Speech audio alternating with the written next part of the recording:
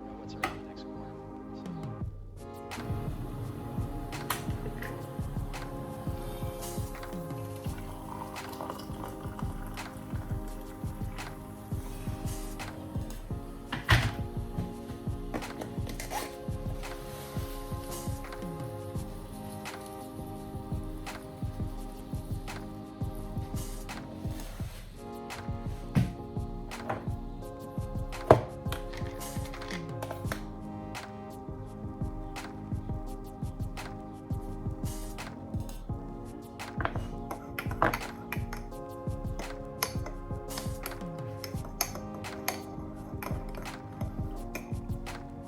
Bonjour à tous, bonjour à toutes et bienvenue dans une nouvelle semaine de vlog.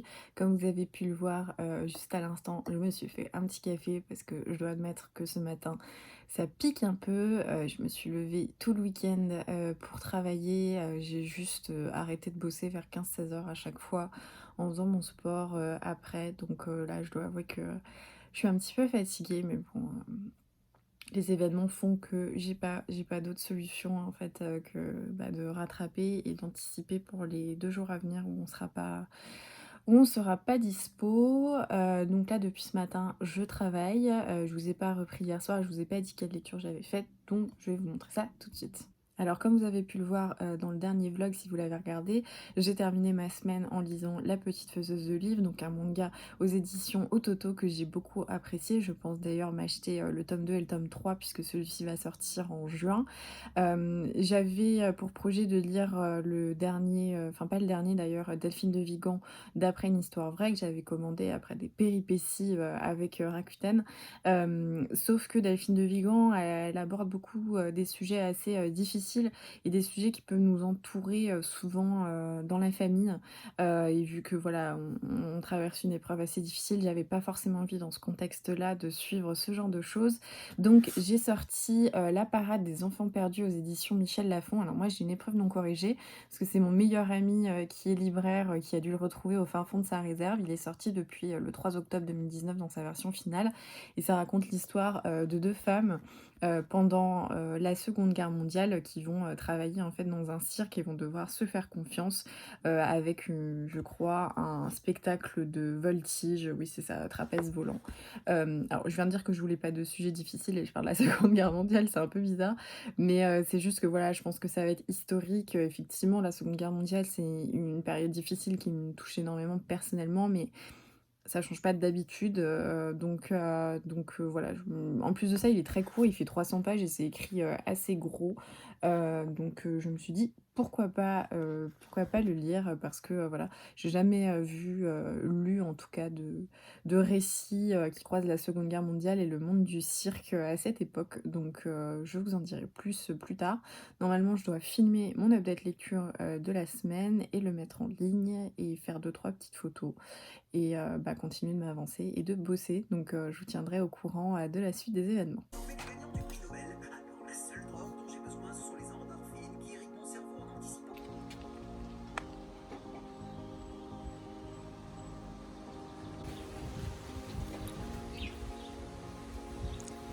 Ok, ok. Coucou mon cœur. Oh mon bébé.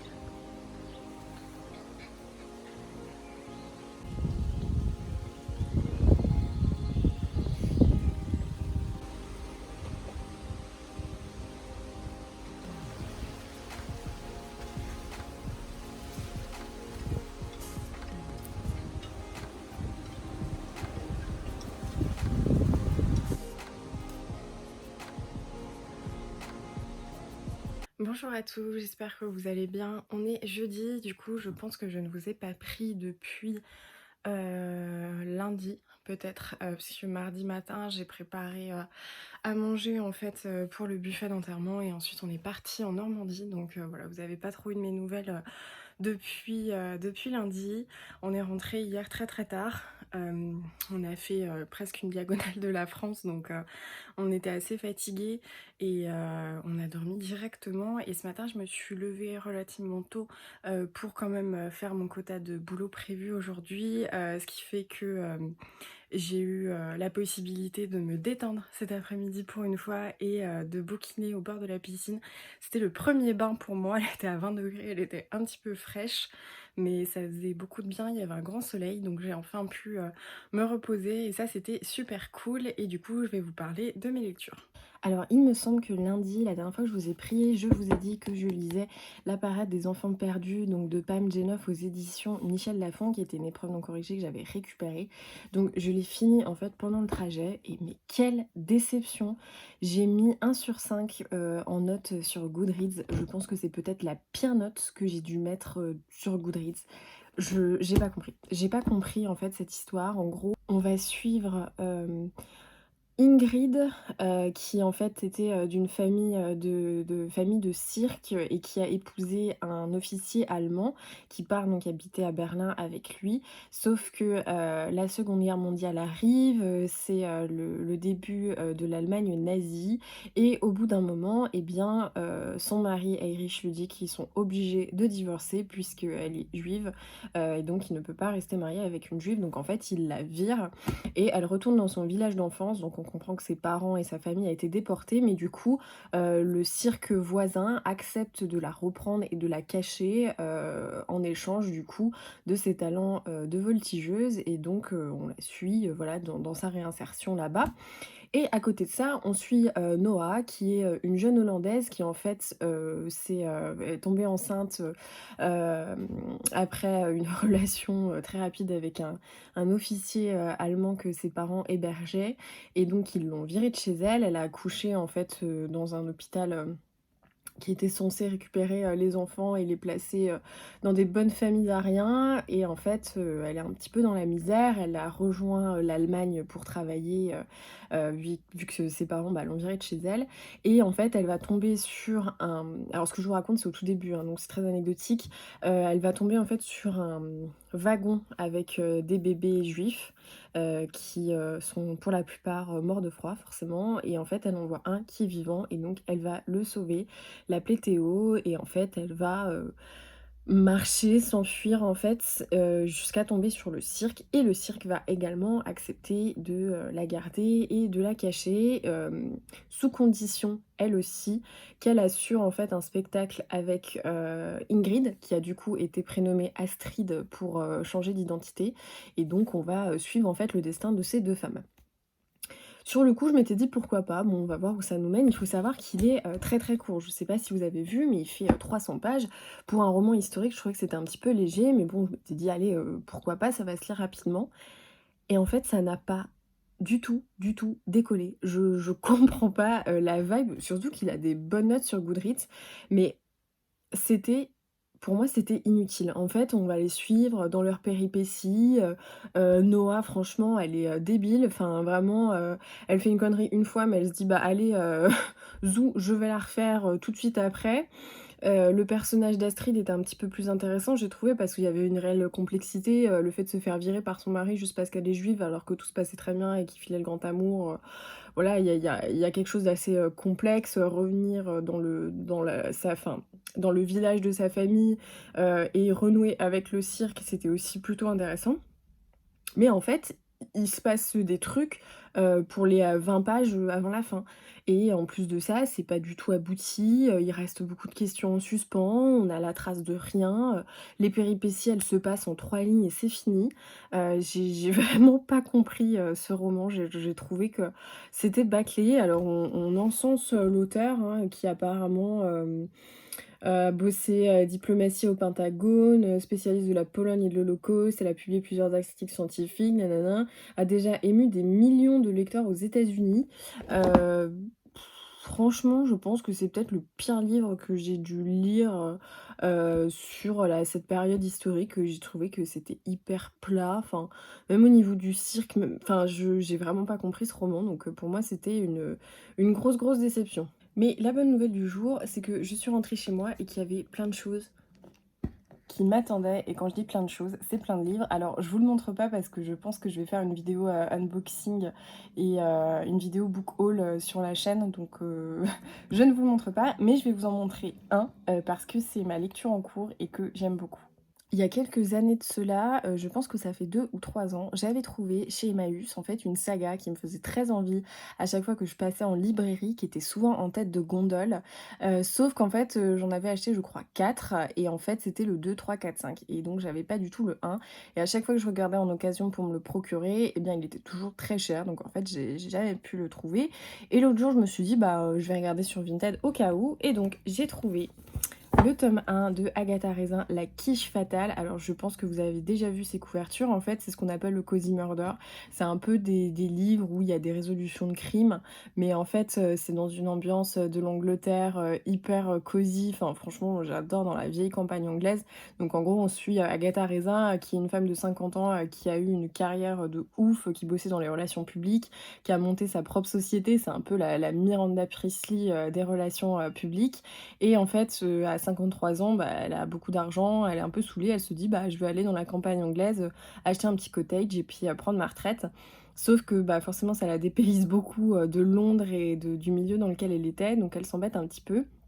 Elle va se dire: «Il faut que je me fasse aimer en fait, du village» et elle va participer au concours, de quiche du village, sauf qu'en fait elle a jamais cuisiné de sa vie. C'est une grande habituée, des plats surgelés et des trucs à réchauffer au micro-ondes. Donc elle se dit: «Bon, c'est pas grave en fait, on s'en fout, le but c'est de gagner».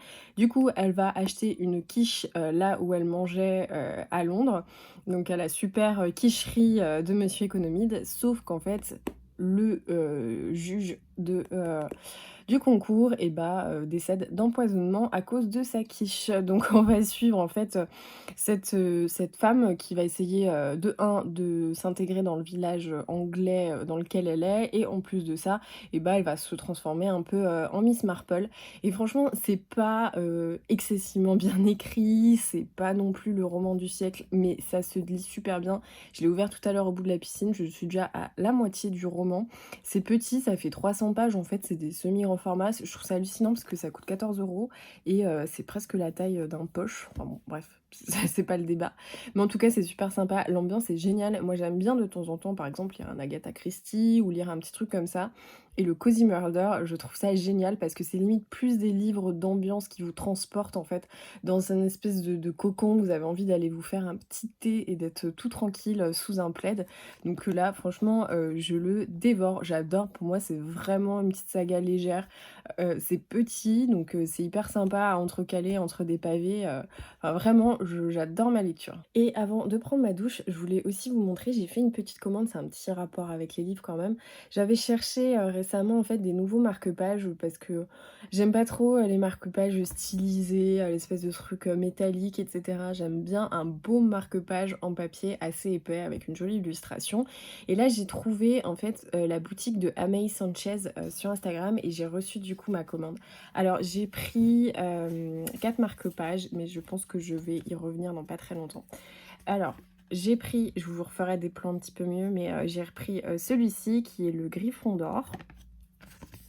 Celui-là, Hagrid qui est trop beau et il est un petit peu, doré. Un petit Harry Potter. Le petit, Hermione et petite Luna avec son Patronus lapin et le lapin, c'est vraiment mon animal totem et en fait une grande illustration donc pareil, hein, je vais vous faire des plans parce que là je pense pas que vous allez bien voir. En plus là, il y a le papier donc c'est super, mais en tout cas, tout ce qu'elle fait, c'est magnifique et je pense, me reprendre des marque-pages, donc voilà, je vous laisse, sur les plans, des marque-pages et je vais aller prendre ma douche.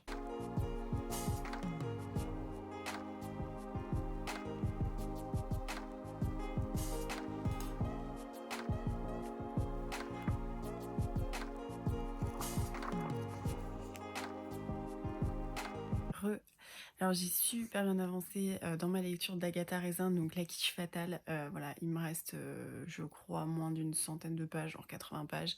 En fait, j'ai lu pendant que je faisais du sport puisque, 1 jour sur 2 je fais du vélo, d'appartement, en fait, c'est passé hyper vite en plus pendant que je faisais mon sport, donc j'ai beaucoup lu et j'ai relu, après ma douche au calme. entre-temps, je me suis endormie parce que je suis épuisée. Voilà, comme je disais, la nuit avant l'enterrement, avant d'aller en Normandie, on a dû se coucher à minuit, se lever à 4 heures, plus la route, et on a fait à peu près 1000 km en 24 heures. Donc voilà, je suis épuisée, mais en tout cas, ça me tient en éveil, bon, malgré ma petite sieste à 18 heures. Mais voilà, du coup, je pense que je vais le finir ce soir. Hello, j'espère que vous allez bien. On est vendredi, je vous ai pas pris du tout aujourd'hui parce que je me suis levée très tôt pour travailler et ensuite j'ai eu cours. Donc là, on est en fin de journée.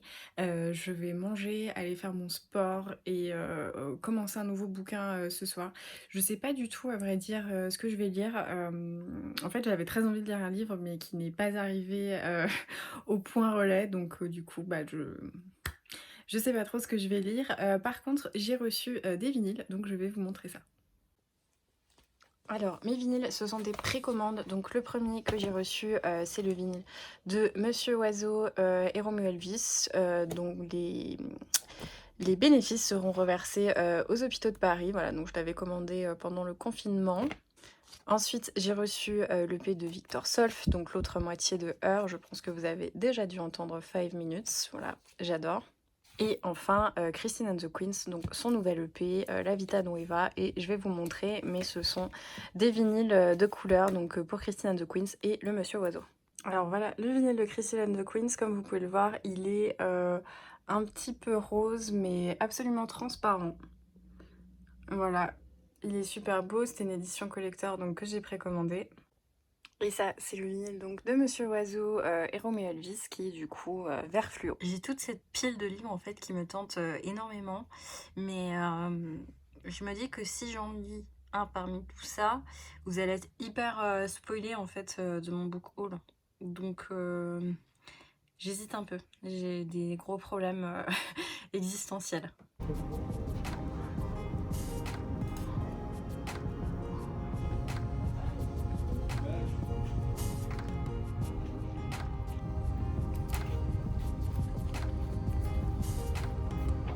Why do you see this usually all these mysterious and surprising all what's around the next corner? You don't know what's around the next corner.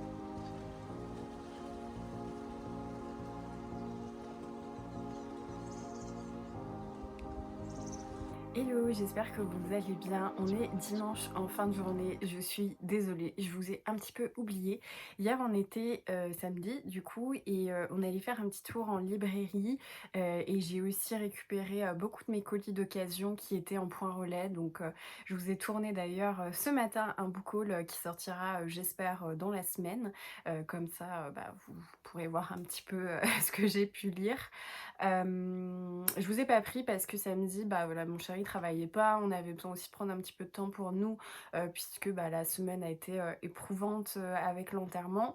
En plus de ça, bah, on a réouvert la piscine, donc ça nous a permis aussi de nous détendre en fait tranquillement et prendre un petit peu de temps pour soi. J'avais beaucoup accéléré le rythme en fait ces derniers temps pour bah, rattraper le retard et voilà, c'est encore pas fini. Donc là, j'ai senti que voilà, samedi, j'avais besoin de me détendre un petit peu. Donc on a fait un petit tour en ville et on a fait un tour du coup en librairie. Donc j'ai pensé cette fois-ci à vous inclure des plans un petit peu quand on était farfouillé en fait à la Fnac. Donc je suis allée pour prendre L'énigme de la chambre 622, donc le nouveau Joël Dicker aux éditions de Fallois. Donc comme je l'ai expliqué dans le book haul, j'ai une relation un peu particulière avec Joël Dicker. C'est vrai que c'est toujours un auteur, je sais pas, quand il y a eu cette énorme vibe en fait avec l'affaire Harry Guibert, j'avais pas forcément envie de lire ce qu'il faisait. C'est très souvent en fait quand il y a ce phénomène de mode, en fait, je sais pas pourquoi ça décrédibilise, parce que tant mieux en fait, autant qu'on fasse beaucoup de bruit autour d'un écrivain, autour d'un artiste en général, mais moi souvent du coup ça augmente un petit peu, je pense, mes attentes et je suis souvent déçue. Donc c'est pour ça que je me suis jamais en fait jetée tout de suite sur Joël Dicker et j'avais attendu très longtemps et je crois que ça fait seulement 2 ans que j'avais lu en fait ce qu'il faisait alors que la vibe était déjà plutôt passée, je les avais récupérés d'occasion.